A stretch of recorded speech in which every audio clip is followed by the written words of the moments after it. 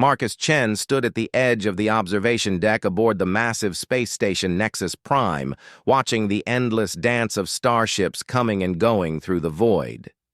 His reflection stared back from the reinforced glass, a tired human face among thousands of alien beings who called this place home.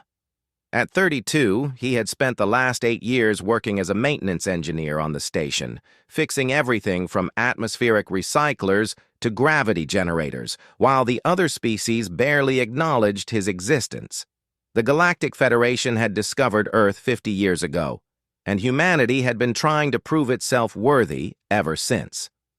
Most humans had integrated well into Federation society, taking jobs as merchants, diplomats, or researchers. But Marcus was different.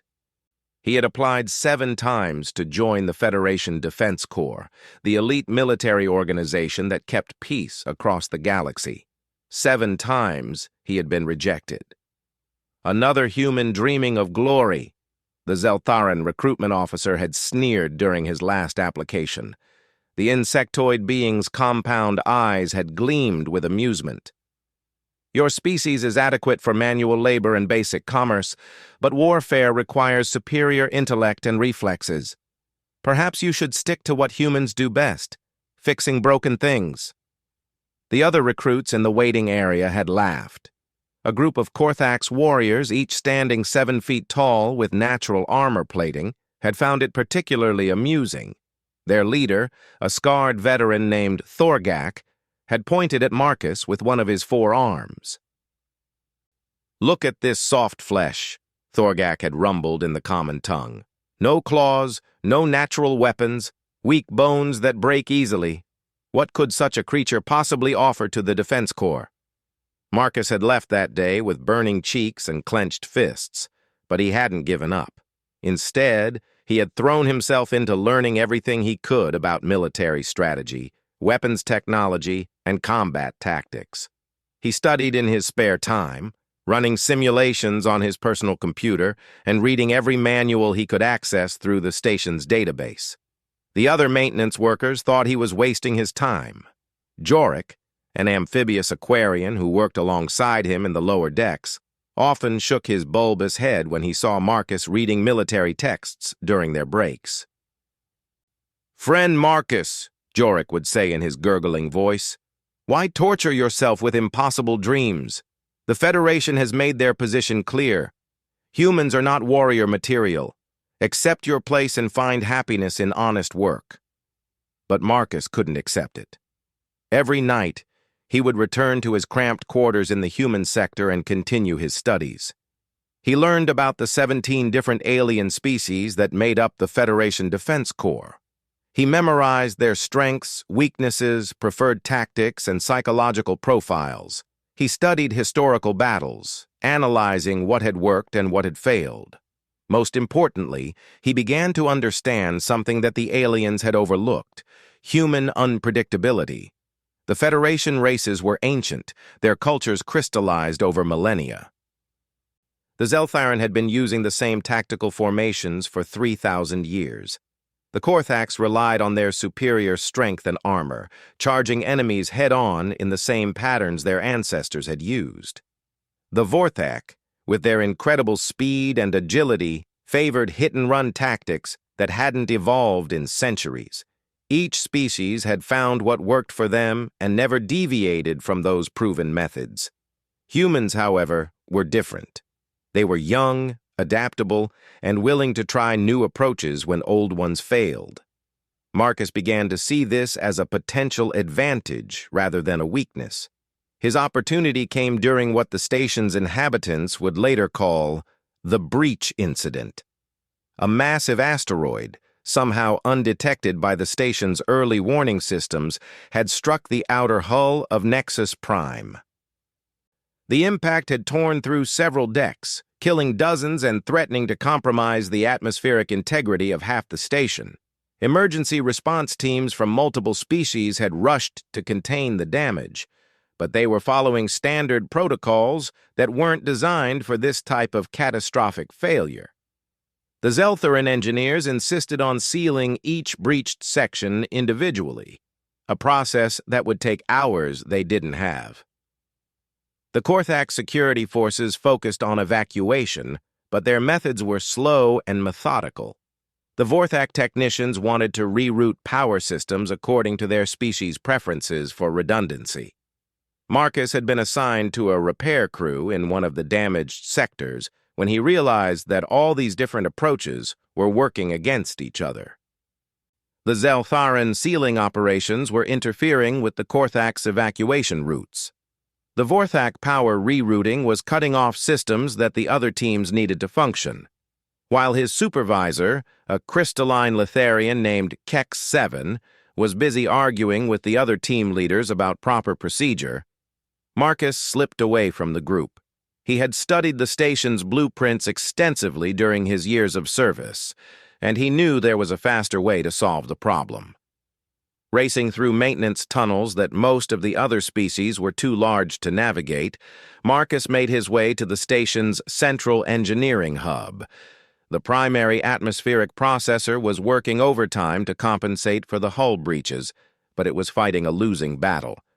At the current rate of atmosphere loss, they had maybe 30 minutes before sections of the station became uninhabitable. Marcus accessed the environmental controls and began implementing a solution that none of the alien species would have considered.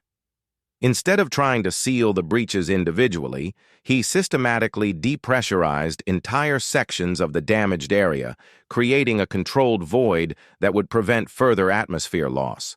Then, he rerouted the life support systems to create temporary safe zones where the evacuation could proceed more efficiently. The plan was risky and unconventional.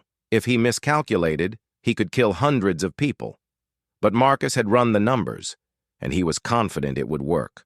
Within 15 minutes, the crisis was contained.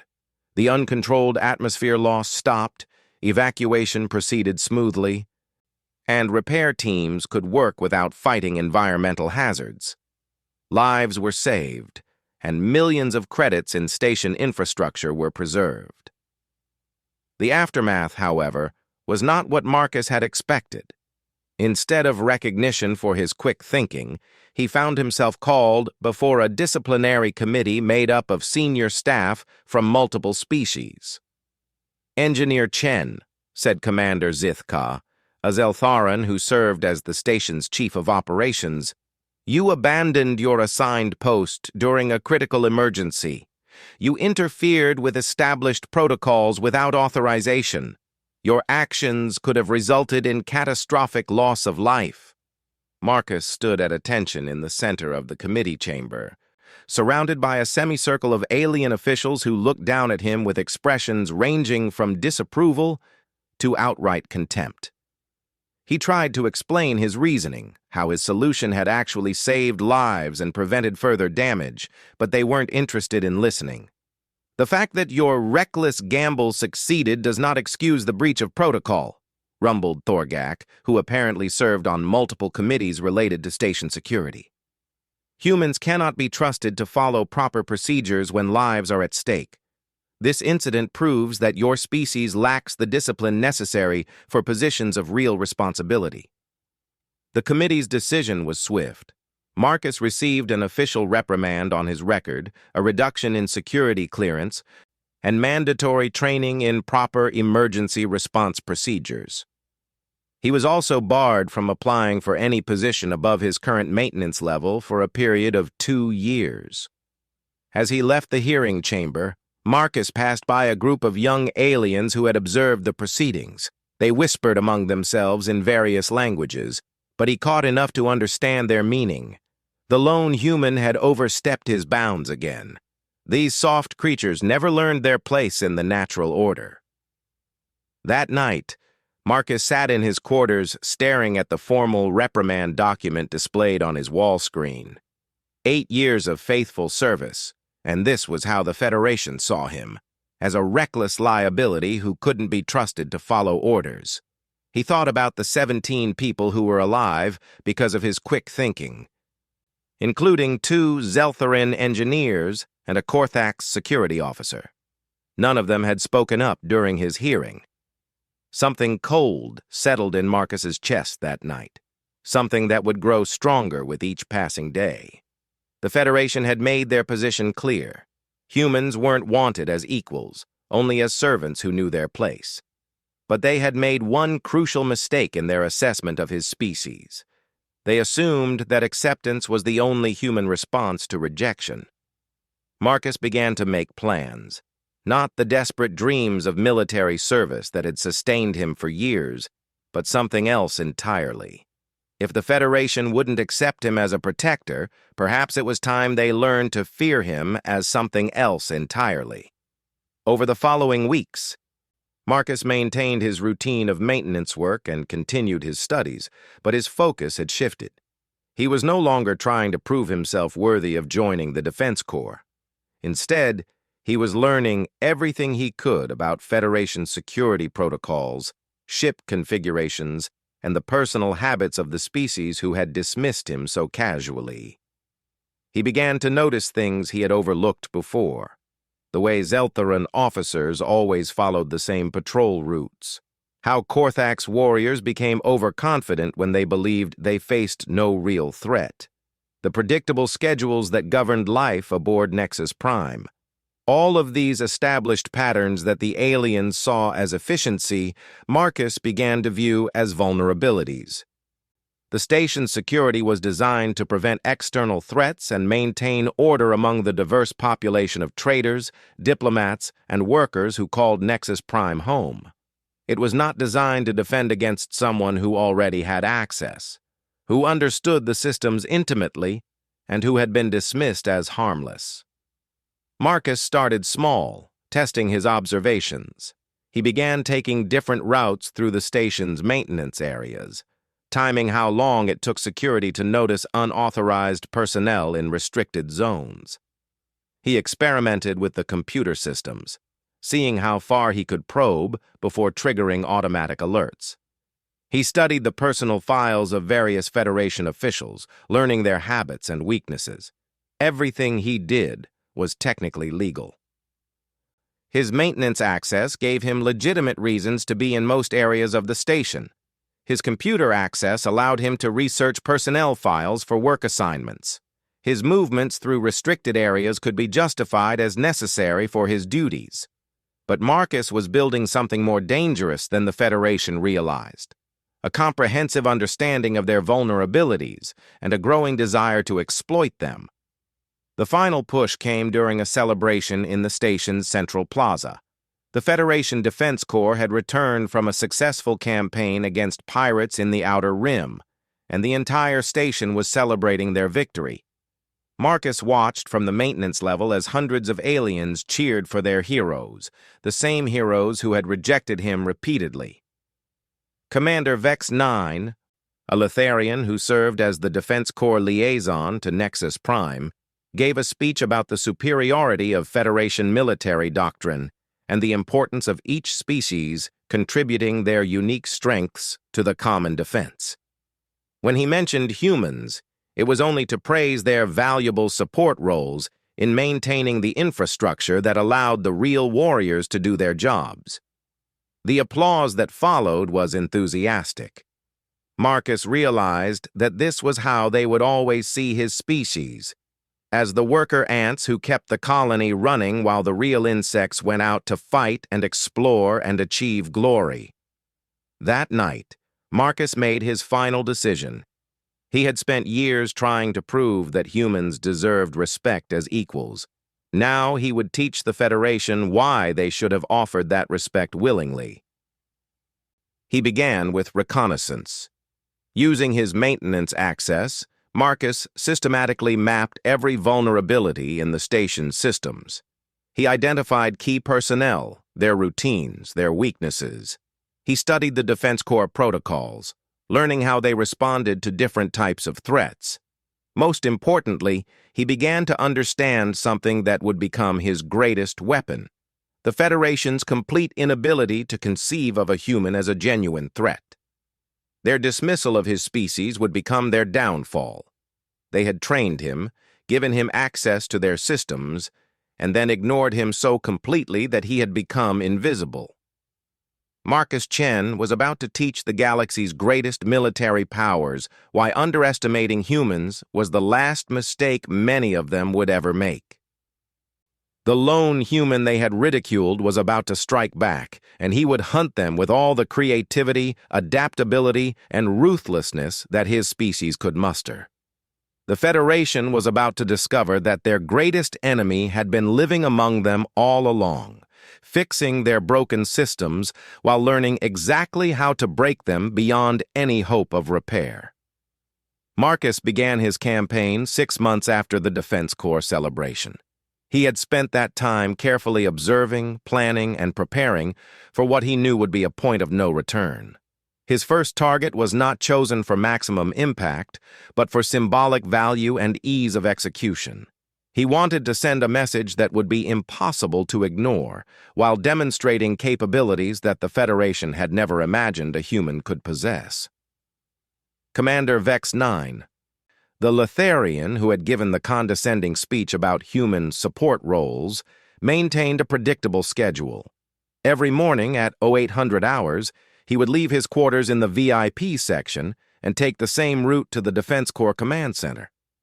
The path took him through 3 security checkpoints, past 2 guard stations, and along a corridor that was monitored by 17 different surveillance systems. It should have been impossible to approach him undetected. The Federation's security protocols had been designed by some of the galaxy's most paranoid species, refined over centuries of dealing with assassins, terrorists, and hostile agents. But those protocols had one fundamental flaw. They were designed to stop threats that thought like the species who had created them. Marcus had spent weeks studying those protocols. Not just their technical specifications, but the psychology behind them. Zeltharan security was based on the assumption that threats would follow logical patterns. Korthak security relied on the idea that dangerous individuals would behave aggressively. Vorthak security focused on detecting rapid movement and energy signatures. None of them had considered what a threat would look like if it behaved like a human. On the morning Marcus made his move, he followed his normal maintenance routine.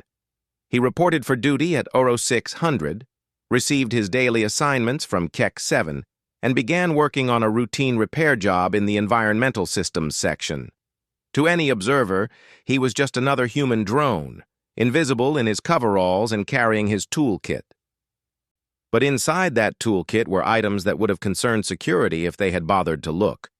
Marcus had spent months acquiring them through legitimate channels, components that were harmless individually but could be combined into something much more dangerous.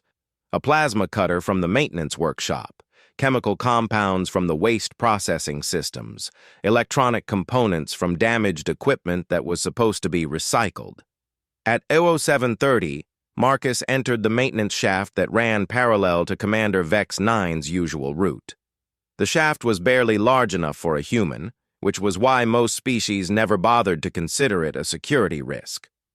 Marcus had practiced this movement dozens of times, learning how to navigate the narrow space silently and quickly.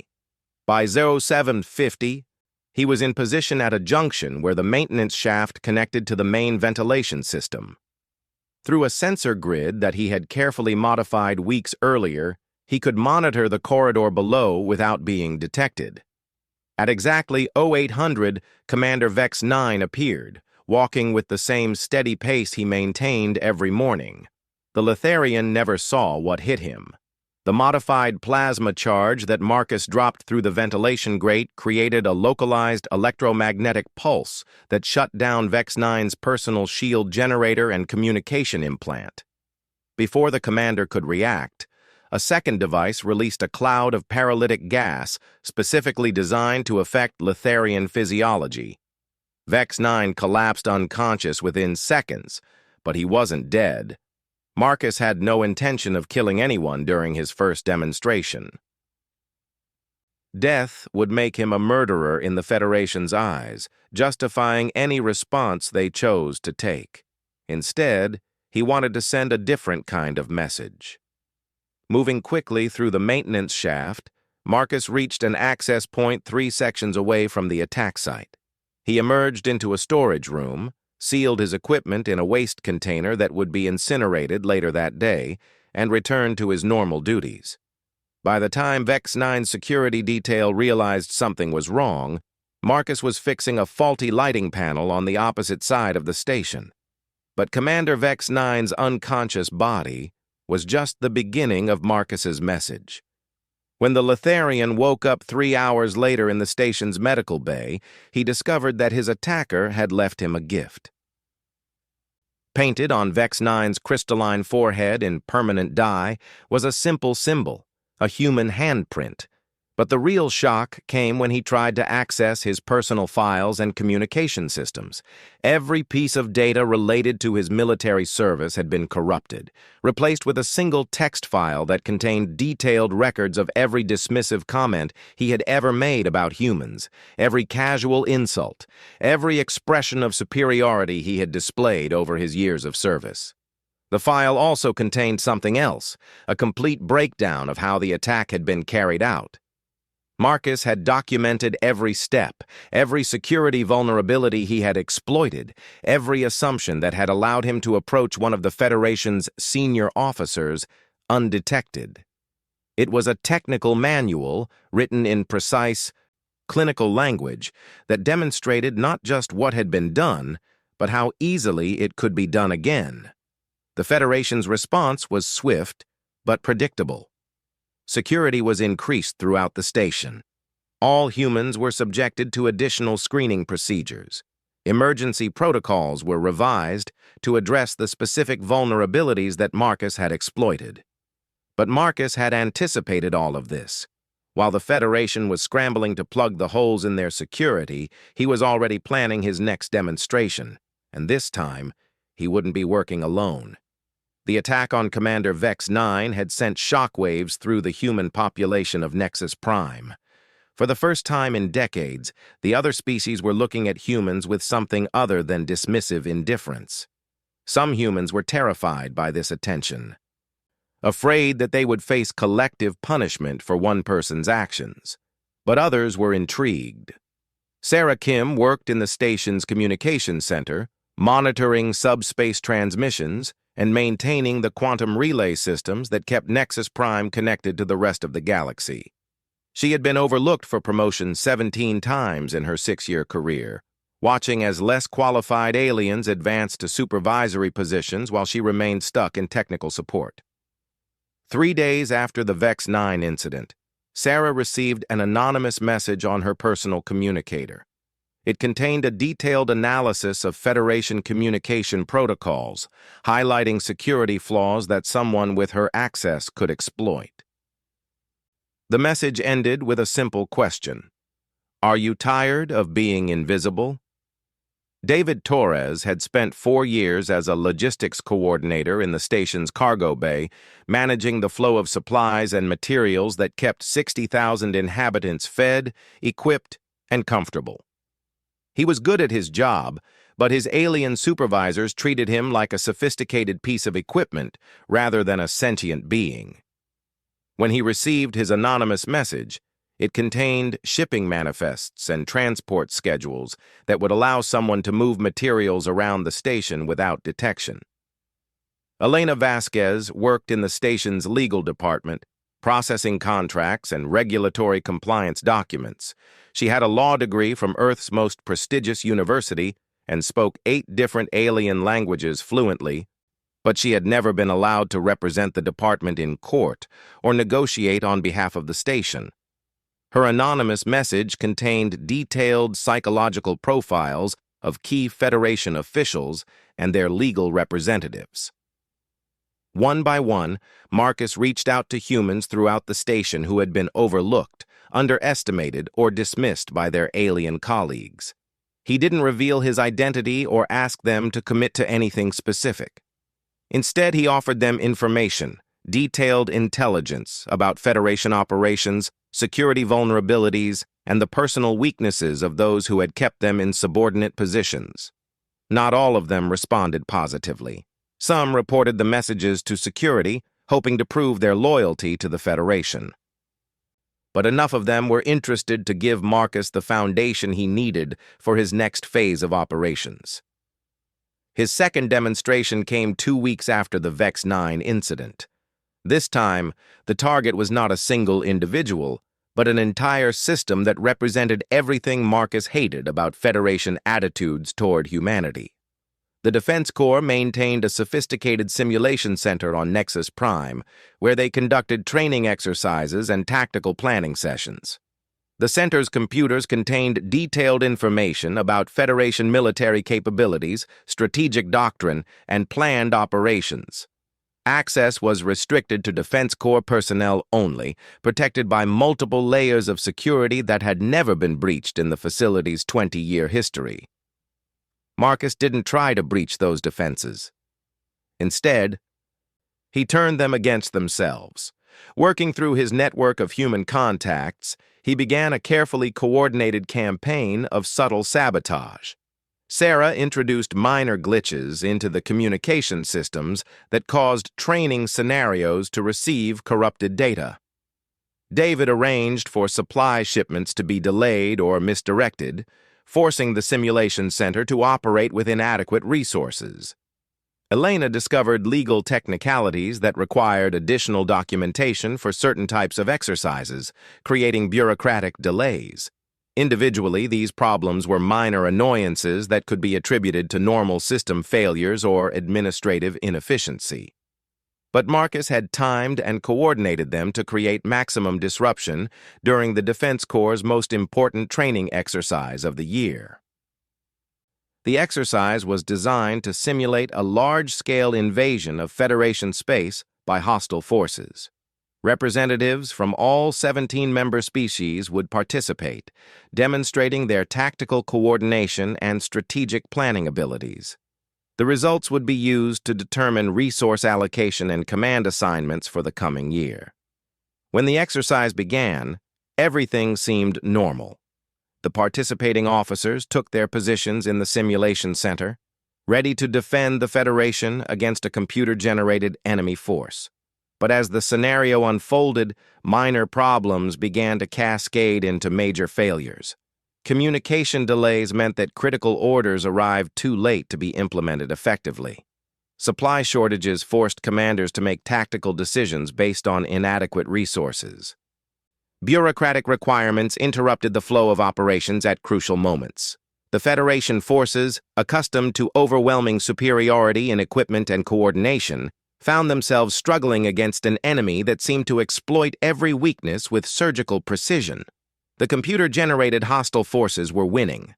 At first, the Defense Corps officers assumed they were facing a particularly challenging scenario designed to test their abilities under adverse conditions. But as the exercise continued, it became clear that something else was happening.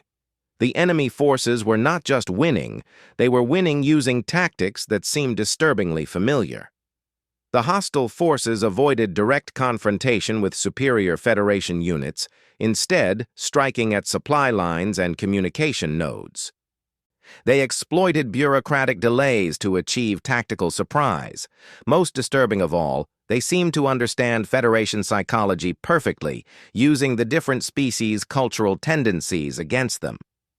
When Zeltharan commanders became fixated on following established protocols, the enemy would shift tactics in ways that made those protocols counterproductive. When Korthak's warriors charged enemy positions, expecting to overwhelm them with superior strength, they found carefully prepared traps that turned their aggression against them. When Vorthak's strike teams attempted their traditional hit-and-run attacks, they discovered that the enemy had anticipated their movements and was waiting in ambush. The exercise lasted 12 hours. When it ended, the Federation forces had suffered their worst defeat in the simulation center's history. Worse yet, the computer records showed that the enemy had achieved victory using human tactical doctrines, approaches to warfare that Federation military analysts had dismissed as primitive and ineffective. The investigation that followed revealed the full scope of what had happened. The minor system failures that had hampered Federation forces throughout the exercise had all been traced to human personnel. What looked like random problems had actually been a coordinated campaign designed to create specific tactical disadvantages. But the most shocking discovery came when analysts examined the enemy artificial intelligence that had defeated them so thoroughly. Someone had modified the simulation software, replacing the standard tactical algorithms with decision-making patterns based on human military history. The computer had been programmed to think like a human commander, unpredictable, adaptive, and willing to take calculated risks that no Federation species would consider. Commander Thorgak, the Korthax warrior who had mocked Marcus during his final recruitment attempt, was part of the investigation team. When he realized what had happened, his reaction was not anger, but something approaching fear. "They made us lose to humans," he said in disbelief. "The enemy computer was thinking like a human, and we couldn't defeat it." The implications were staggering. If human tactical thinking could defeat Federation military doctrines so completely, what did that say about their assessment of humanity's military potential? For the first time in their history, senior Defense Corps officers began to question whether they had made a mistake in excluding humans from their ranks. But Marcus wasn't finished with his demonstrations. The modified simulation had been designed to do more than just humiliate the Defense Corps. It had been gathering intelligence on their tactical responses, command structures, and decision-making processes. Every move they had made during the exercise had been recorded and analyzed, providing Marcus with a detailed understanding of how Federation forces would react to different types of threats. This intelligence would be crucial for what he planned to do next. The simulation exercise had shown that humans could outthink Federation commanders in a controlled environment. Now Marcus was going to prove that they could do the same thing in the real world. His targets for the next phase would not be symbolic demonstrations or training exercises. They would be actual Federation assets, ships, facilities, and personnel that represented real military and economic value. The lone human they had ridiculed was about to escalate his campaign into something that the Federation could no longer dismiss as pranks or isolated incidents. Marcus had learned everything he needed to know about Federation capabilities and limitations. Now it was time to hunt them with the ruthless efficiency that only a species raised on a world where survival had never been guaranteed could muster. The Federation was about to discover that their greatest mistake had not been underestimating human potential, but in creating an enemy who understood their weaknesses better than they understood themselves. The hunt began in the outer shipping lanes, where massive cargo vessels carried supplies between Federation worlds under the protection of Defense Corps escort ships. These convoys represented the economic lifeline of the galaxy, and their security was considered unbreakable. The escort ships were crewed by the Federation's elite pilots, equipped with the most advanced weapons and shields available, and supported by intelligence networks that could detect hostile activity from light years away. Marcus had been studying these convoys for months, using his access to shipping manifests and communication logs to understand their patterns. Through Sarah's position in the communications center, he had been monitoring their movement schedules and security protocols. Through David's logistics network, he knew exactly what cargo they carried and which shipments were most vulnerable to disruption. But Marcus wasn't planning to attack the convoys directly. That would be the Federation way. Meet superior force with superior force. Escalate until one side was completely destroyed. Instead, he was going to demonstrate something that the aliens had never learned to fear: human patience and ingenuity. The first convoy to disappear was carrying medical supplies to a frontier colony. The escort ships arrived at the rendezvous point on schedule, but the cargo vessel they were supposed to protect never arrived. Search and rescue operations found the ship 3 days later, drifting in space with its cargo holds empty and its crew unconscious but unharmed. The ship's computer logs told a strange story. According to the automated systems, the vessel had dropped out of hyperspace for routine maintenance checks. While the crew was conducting their inspection, unknown individuals had somehow boarded the ship, disabled the crew with gas, and systematically removed every piece of cargo without triggering any security alerts. But that wasn't the most disturbing part. The unknown boarders had left behind a complete inventory of everything they had taken, along with distribution schedules showing exactly where each item was being sent. The medical supplies weren't being sold on the black market or destroyed for spite. They were being delivered directly to colonies and settlements that the Federation had been too bureaucratic or inefficient to supply properly. A week later, a second convoy disappeared. This one was carrying military equipment to a Defense Corps outpost. Again, the crew was found unconscious but unharmed. The cargo was gone, and a detailed manifest showed where everything had been redistributed.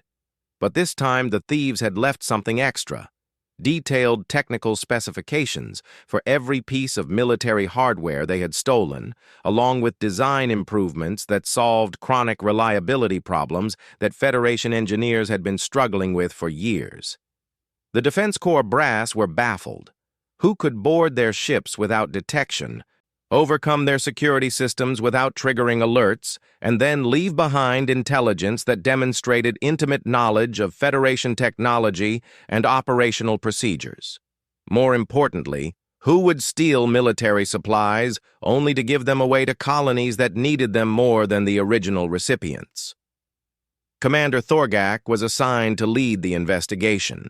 The Korthax warrior had been haunted by the simulation exercise defeat, and he approached this new problem with grim determination. If there was a connection between these mysterious thefts and the earlier incidents involving humans, he was going to find it. His investigation led him to examine the personnel records of every human on Nexus Prime. What he discovered was a pattern that had been invisible to Federation oversight. Dozens of humans throughout the station had been subtly modifying their work routines, accessing databases outside their normal responsibilities, and communicating with each other in ways that avoided standard monitoring systems. But when he tried to interrogate them, Thorgak ran into something he had never encountered before: organized resistance that didn't rely on violence or direct confrontation. The humans didn't deny his accusations or claim innocence. Instead, they responded to his questions with questions of their own. "Why do you think humans are incapable of military service?" asked Sarah Kim when Thorgak questioned her about communication irregularities. "What evidence do you have that our species lacks the intelligence for strategic thinking?" David Torres wanted to know when confronted about shipping discrepancies. "Can you explain why Federation law allows different standards for promotion based on species rather than merit?" Elena Vasquez inquired when asked about her research into Defense Corps regulations.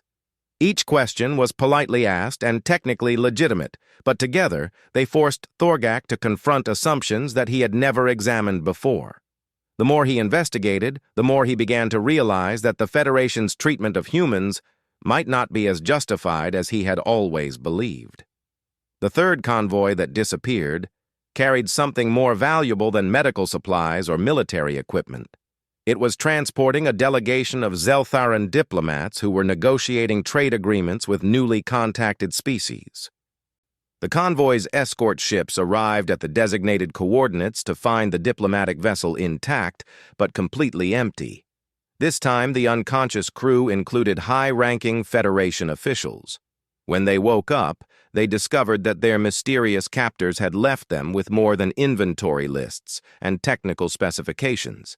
Each diplomat found a personal dossier that contained detailed records of every decision they had made that had negatively affected human interests, along with alternative proposals that would have achieved better results for all parties involved.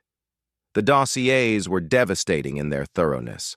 They showed patterns of casual discrimination, missed opportunities for human advancement, and policy decisions that had been based on species prejudice rather than objective analysis. But they also demonstrated something else. Whoever had compiled them possessed intimate knowledge of Federation political and economic systems, far beyond what any human was supposed to have access to. Ambassador Kex 7, the Litharian who served as Marcus's supervisor, was among the kidnapped diplomats. When he read his personal dossier, He was forced to confront every condescending comment he had ever made about human capabilities, every promotion he had denied based on species bias, every assumption about human limitations that had shaped his management decisions. But the most shocking revelation was yet to come. At the end of each dossier was a detailed psychological profile of its subject, written with the kind of insight that came from years of careful observation. The mysterious humans didn't just know what Federation officials had done, they understood why they had done it, what fears and prejudices had motivated their decisions, and how those same psychological patterns could be exploited in the future. The Federation leadership was beginning to realize that they weren't dealing with random acts of theft or terrorism. Someone was conducting a systematic intelligence operation against them, gathering information about their capabilities, psychology, and operational methods. The empty cargo holds and unconscious crews were just the visible part of a much larger campaign.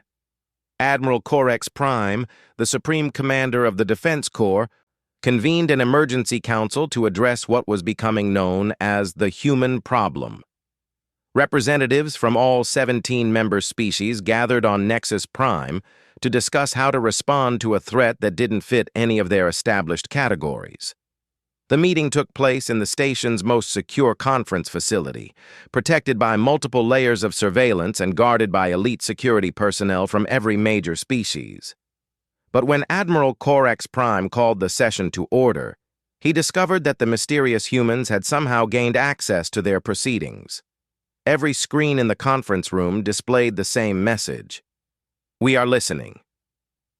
The security team swept the room immediately, finding no evidence of surveillance devices or unauthorized access.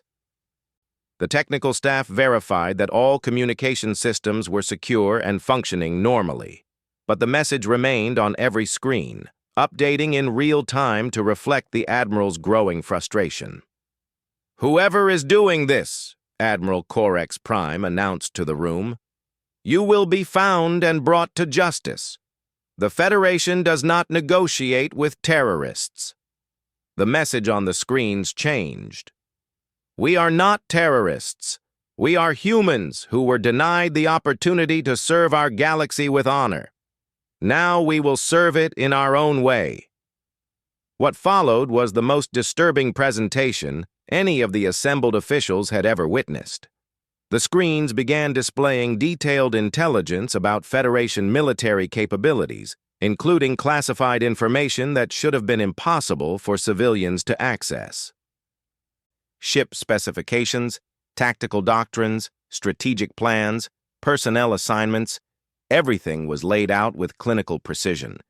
But the intelligence wasn't just comprehensive, it was annotated. Each piece of information included analysis from a human perspective, pointing out weaknesses that Federation planners had overlooked, alternative approaches that might be more effective, and psychological insights about alien species that their own military analysts had missed. "You have excluded us from your defense corps," the message continued, claiming that humans lack the intelligence and capability for military service. Yet we have demonstrated superior understanding of your security systems, tactical thinking that defeats your best strategists, and operational capabilities that your elite forces cannot match. Admiral Orcs Prime tried to shut down the screens, but they continued displaying information regardless of what his technicians did. The humans had somehow taken complete control of the conference room's systems, and they weren't finished with their presentation. The screens began showing footage from the convoy attacks, not from the perspective of the victims, but from the attackers. For the first time, Federation officials could see how the operations had been conducted. The precision was breathtaking. Small teams of humans had boarded the ships, using entry methods that bypassed every security system, moved through the vessels like ghosts, and completed their missions without causing any unnecessary harm to the crews. But the most frightening aspect was the coordination. Each team had functioned with perfect efficiency, every member knowing exactly what to do and when to do it. There was no wasted motion, no hesitation, no confusion about objectives or methods. These were not angry criminals lashing out randomly. They were trained professionals executing carefully planned operations. "You dismissed us as inferior," the message concluded. "But we have been studying you, learning from you, preparing for the day when you would be forced to acknowledge what you refuse to see. Humans are not just capable of military service, we may be better at it than you are." The screens went dark, but the implication was clear. The mysterious humans weren't just stealing cargo or embarrassing officials. They were building something. Every operation had been designed not just to achieve immediate objectives, but to gather intelligence and test capabilities. They were treating the Federation like a military problem to be solved, and they were approaching it with the methodical precision of a species that had learned warfare on a world where mistakes meant extinction. Admiral Orcs Prime looked around the conference room at his fellow commanders and saw his own fears reflected in their expressions. For centuries, the Federation had maintained peace through superior technology and overwhelming force. But what happened when faced with an enemy that didn't try to match their strengths, but instead exploited their weaknesses with ruthless efficiency? The meeting that had been convened to address the human problem ended with a disturbing realization. The problem wasn't that humans had somehow become dangerous. It was that they had always been dangerous, and the Federation had been too arrogant to notice. Outside the conference facility, Marcus Chen walked through the corridors of Nexus Prime with his maintenance kit, just another invisible human going about his daily routine. But he was no longer alone in his campaign. The network he had built was growing stronger with each successful operation, recruiting new members and expanding their capabilities. The hunt was accelerating. Soon, the lone human who had been ridiculed and dismissed would demonstrate the full extent of what his species could accomplish when they set their minds to it. The Federation had created their own worst enemy, and now they were going to discover just how dangerous underestimating humanity could be. The next phase would be even more ambitious. Marcus had proven that humans could outthink Federation strategists, outfight their security forces, and outmaneuver their intelligence networks. Now, he was going to show them something that would shake their civilization to its foundations. What happened when humans stopped trying to join the Federation and started considering whether the Federation was worthy of them? The final confrontation came when the Federation made the mistake that Marcus had been waiting for. They decided to hunt him back. Admiral Orcs Prime assembled the largest task force in Federation history, drawing elite units from all 17 member species.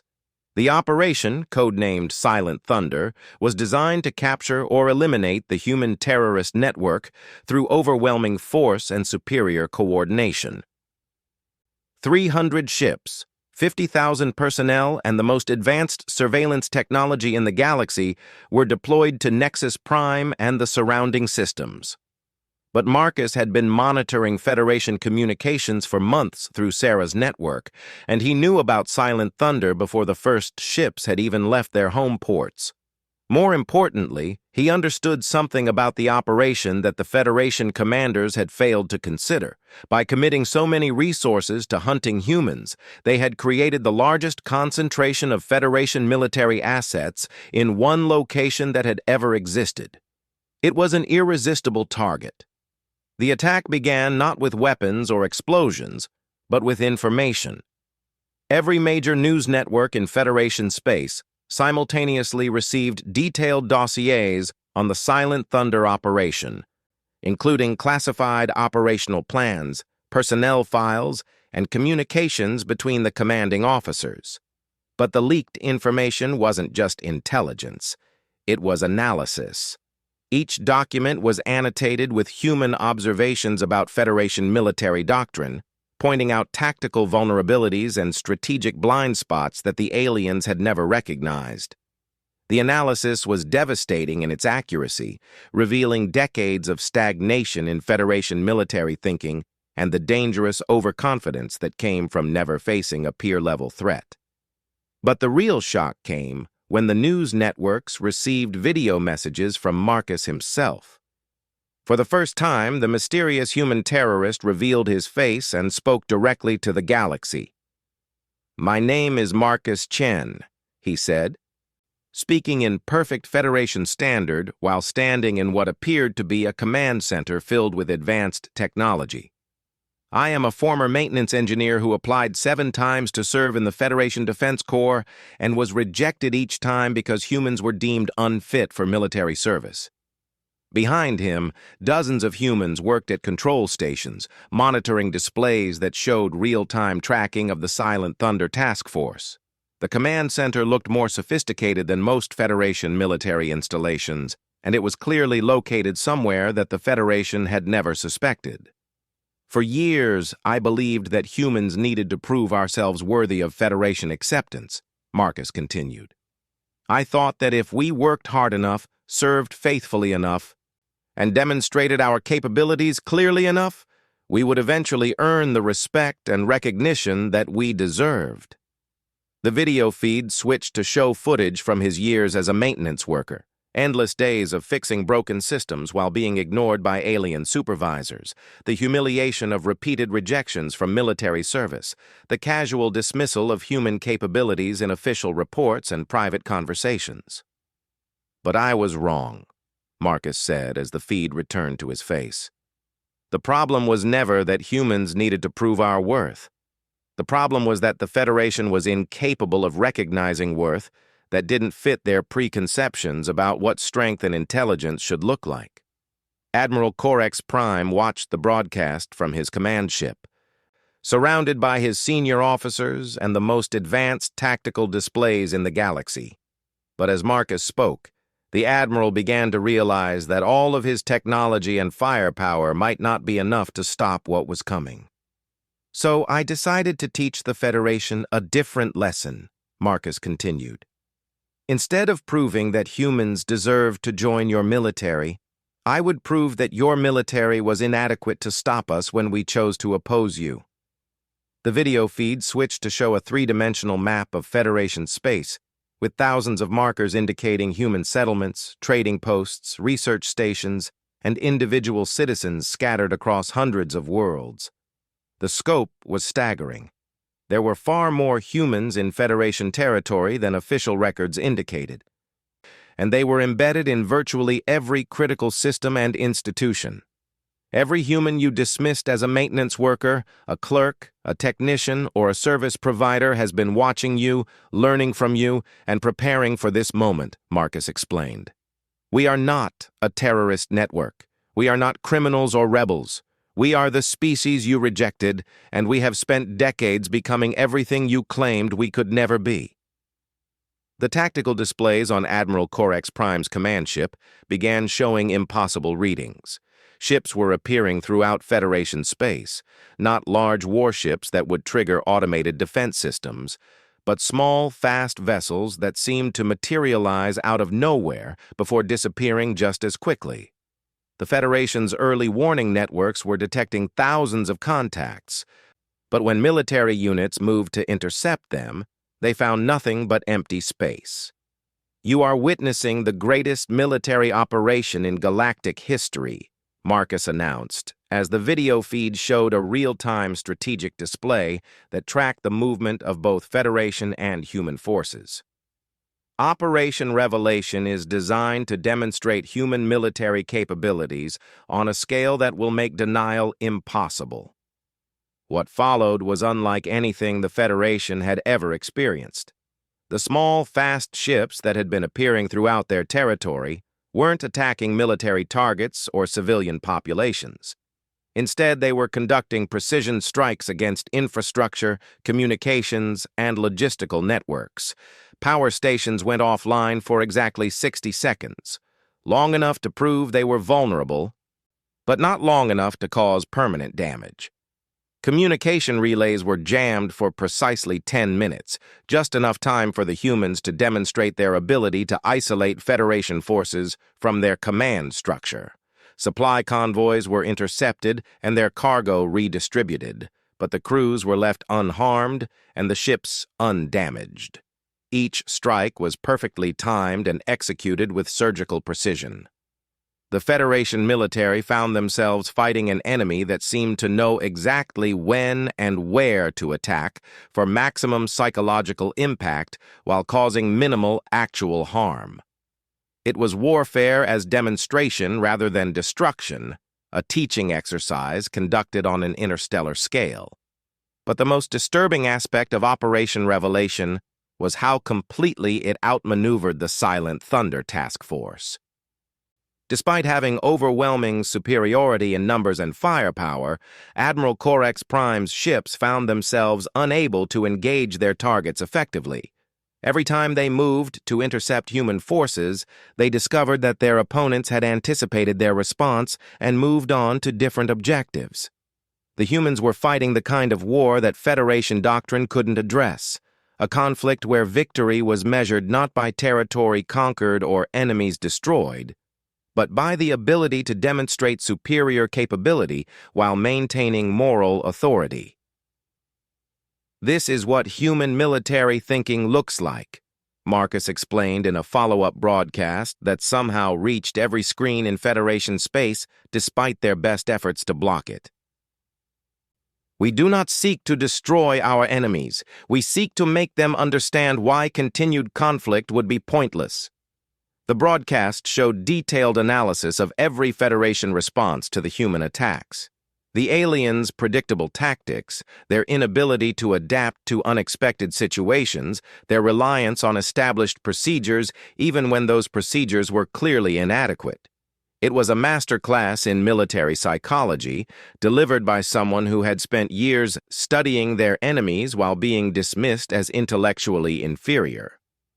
Admiral Corex Prime, Marcus said, addressing the Supreme Commander directly, you have committed the largest military force in Federation history to capturing a few hundred humans who were supposedly unfit for military service, yet we have systematically outmaneuvered your forces, penetrated your security systems, and demonstrated capabilities that your best strategists cannot match. The Admiral's tactical displays showed the humiliating truth of that statement. Despite having a 300-to-1 advantage in ships and a 50,000-to-1 advantage in personnel, the Silent Thunder Task Force had failed to achieve a single significant victory against the human forces. Every engagement had been on the humans' terms, every objective had been accomplished according to their timeline, and every Federation response had been anticipated and countered. The question you must ask yourself, Marcus continued, is not how to defeat us, but why you thought we needed your permission to demonstrate our capabilities in the first place. The climax came when Marcus revealed the location of his command center. Instead of hiding in some remote star system or underground facility, he was operating from within Nexus Prime itself, in the maintenance sections that the Federation had never bothered to secure properly, because they assumed no significant threat could emerge from such mundane facilities. For 8 years, I have lived and worked among you, Marcus said as the video feed showed him walking through corridors that Admiral Corex Prime recognized as being directly below the Defense Corps Command Center. I have fixed your systems, maintained your equipment, and listened to your casual dismissals of my species' capabilities. You never considered that someone you deemed harmless might be the most dangerous enemy you could possibly face. The final demonstration was both simple and devastating. Marcus had spent years installing monitoring devices throughout Nexus Prime's critical systems, not to sabotage them, but to prove that he could. With the press of a button, he temporarily disabled every security system on the station, opened every restricted door, and displayed classified information on every public screen. For 10 minutes, the most secure military installation in Federation space was completely under the control of a human maintenance worker whom they had repeatedly rejected as unfit for service. When the systems came back online, Admiral Corex Prime found a personal message waiting on his private communicator. This could have been permanent. Next time, consider the capabilities of those you choose to dismiss. The aftermath of Operation Revelation forced the Federation to confront a reality they had been avoiding for decades. Humans weren't just capable of military service. They were potentially the most effective military force in the galaxy. Their adaptability, creativity, and psychological insight gave them advantages that no amount of technology or numerical superiority could overcome. The investigation that followed revealed the full scope of human integration into Federation society. There were humans in every major institution, on every important world, embedded in every critical system. They had been learning, preparing, and organizing for years, while being dismissed as harmless support personnel. More importantly, they had done all of this without violence, without causing unnecessary casualties, and without compromising the moral authority that came from being the wronged party. They had proven their military superiority while demonstrating the restraint that should have qualified them for leadership positions from the beginning. The formal end of the crisis came when Ambassador Kex 7, Marcus's former supervisor, arrived at the Human Command Center with a delegation of senior Federation officials. They came not as conquerors or negotiators, but as supplicants seeking to understand how badly they had misjudged humanity and what could be done to repair the relationship. Marcus met them in the same maintenance bay where he had worked for 8 years, wearing the same coveralls that had made him invisible to their notice. But now he was surrounded by sophisticated command and control equipment that rivaled anything in the Federation arsenal, operated by humans who had proven themselves superior to any military force the aliens could field. "What do you want?" Kex 7 asked, his crystalline features reflecting the lights from displays that showed human forces still maintaining their positions throughout Federation space. "Recognition," Marcus replied simply. "Not of our need for your approval, but of our right to be treated as equals. The Federation will either accept humans as full partners in the galactic community, with all the rights and responsibilities that entails, or you will learn to coexist with an independent human civilization that has proven itself capable of achieving anything we set our minds to." The negotiation that followed resulted in the most significant revision of Federation policy in their history. Humans were granted full membership with immediate access to all positions and institutions that had previously been denied to them. The Defense Corps was restructured to incorporate human tactical thinking and operational methods. Most importantly, the cultural attitudes that had led to systematic discrimination were addressed through mandatory education programs for all Federation personnel. But the real change was deeper than policy revisions or institutional reforms. The Federation had learned that their greatest mistake was not in underestimating human capabilities, but in failing to recognize that true strength came not from having the biggest weapons or the oldest civilization, but from the ability to adapt, innovate, and achieve the impossible when circumstances demanded it. Marcus Chen, the lone human who had been ridiculed and dismissed, had taught the galaxy's greatest military powers that humanity's greatest weapon was not their technology or their numbers, but their refusal to accept limitations that others tried to impose on them. The Federation survived the lesson, but they were forever changed by it. And throughout the galaxy, other species began to wonder what capabilities they might have overlooked in their own dismissed and underestimated populations, and what sleeping giants they might have accidentally awakened through their own casual prejudices and unexamined assumptions about the nature of strength and intelligence in the vast cosmos.